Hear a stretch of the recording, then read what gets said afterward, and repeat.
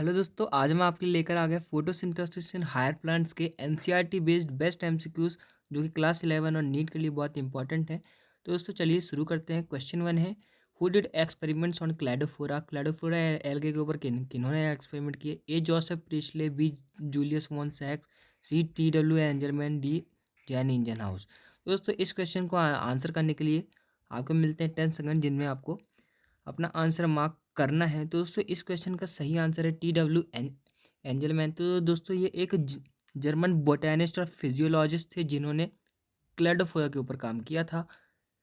चलिए देखते हैं अब नेक्स्ट क्वेश्चन को। तो दोस्तों क्वेश्चन 2 है, PS1 has absorption peak at 660 nanometre, B 680 nanometre, C 700 nanometre, D 650 nanometre. जो हमारा फोटो सिस्टम 1 होता है उसकी एब्जॉर्प्शन पीक कितनी वेवलेंथ पे होती है ये आपको बताना है, और आपको इसके लिए मिलते हैं 10 सेकेंड। तो दोस्तों इसका सही आंसर है सी ऑप्शन, 700 नैनोमीटर PS1 के लिए और 680 नैनोमीटर PS2 के लिए। ये आपको याद रखना है। क्वेश्चन 3 है, chemiosmosis requires A membrane, B proton pump, C proton gradient, या फिर D all of the above. तो दोस्तों जो कीमियो ऑस्मोसिस का जो प्रोसेस होता है फोटोसिंथेसिस में, उनमें इनमें से किन चीज़ों की ज़रूरत पड़ती है? ए, बी, सी या फिर ऑल ऑफ दी अबव। तो दोस्तों इस क्वेश्चन को आपको इन 10 सेकंड्स के अंदर ही आंसर करना है। तो दोस्तों इसका सही आंसर है all of the above. Proton gradient, proton pump और मेम्ब्रेन तीनों की आवश्यकता होती है।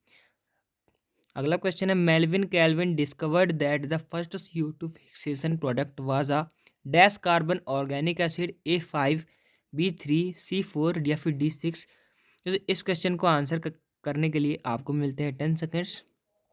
तो मेल्विन कैल्विन ने इनमें से क्या डिस्कवर किया था? तो दोस्तों इसका आंसर है थ्री कार्बन ऑर्गेनिक एसिड उन्होंने डिस्कवर किया था फर्स्ट CO2 फिक्सेशन प्रोडक्ट के रूप में फोटोसिंथेसिस में। दोस्तों ये आपको याद रखना है। क्वेश्चन 5 है, the most crucial step of Calvin cycle is NCERT की लाइन है ये। A reduction, B regeneration, C carboxylation या फिर D none of the above. तो दोस्तों इस क्वेश्चन का आंसर भी आपको सोच समझ के देना है।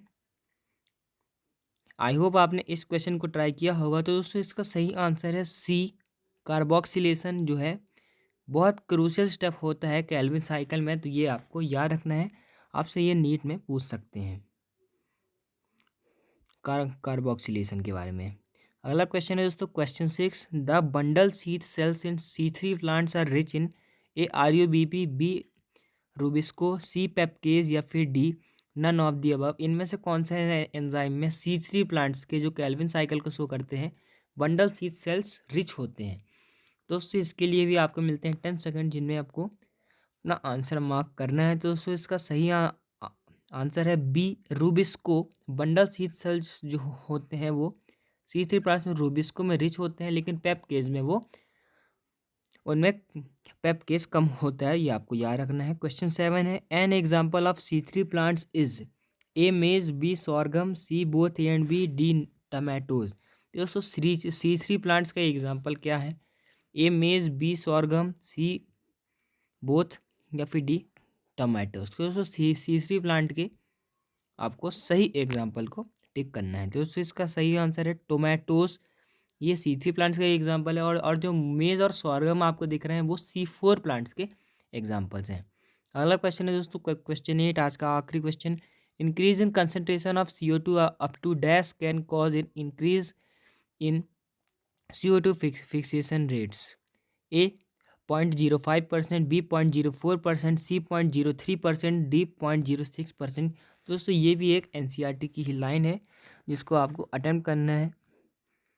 तो दोस्तों CO2 का जो रेट है वो अगर 0.05% तक बढ़ जाए तभी तक हमारे CO2 फिक्सेशन रेट्स बढ़ सकते हैं। NCERT की ये लाइन है।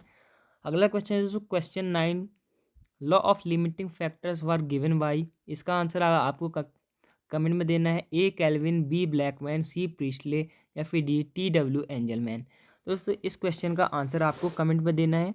अगर आपको वीडियो अच्छा लगा तो हमारे चैनल को सब्सक्राइब कीजिए, और जो आपको यहाँ पर वीडियो दिखाई दे रहे हैं उन्हें ज़रूर वॉच कीजिए, आपकी ज़रूर हेल्प होगी। Thank you very much, keep learning with Abhinav.